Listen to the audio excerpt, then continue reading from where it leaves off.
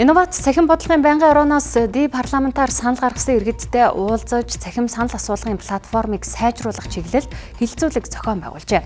Англи улсын хувьд 10,000 иргэний саналаар тухайн асуудлыг парламенттай авч хэлэлцдэг юм байна. За иймээс ч ди парламентаар иргэдийн саналыг авах босгохыг багасгах ёстой гэж үзэж байна.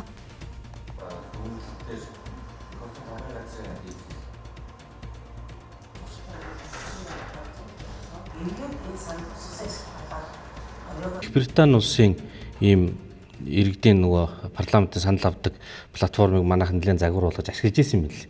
Тэгэхээр тэнд бол 10,000 хүний босго давчих юм бол одоо нөгөө харьяалж байгаа засгийн одоо төрийн байгууллага төв байгууллагууд яамдрууд ингээд өгөөд тэд нар навч хилцээд болон болохгүй энэ төр хариуг нь өгдөг. Манайд болохоор зөв 33,000 хүрэхгүй бол тэгээд 25,000 хүний санал байхгүй болчихж байгаа. Тэгэхээр 25,000 хүн 10,000 гэдэг чинь бол маш олон хүний ирэх ашиг мөн. Тэгээд тэр олон хүний ирэх ашигыг хайж болохгүй. Тэгэхээр босго хүрээгүй бол яах вэ гэдэг асуудлыг бид нэр зохицуул энэ бол техникийн биш хэрэгцээ зохицуул шаардлагатай юм байна гэдэг. Иймэрхүү зүйлсийг бол ярьж байна. Бууруулах асуудал ярих.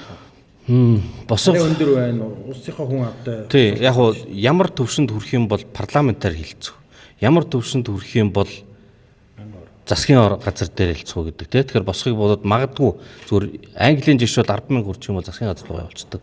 30,000 болохоор парламент дээр нь ордог тийм л юм билээ. Тэгээд тиймэрхүү жишээ бид нар бас судалж нэвтрүүлэх шаардлагатай гэж бодож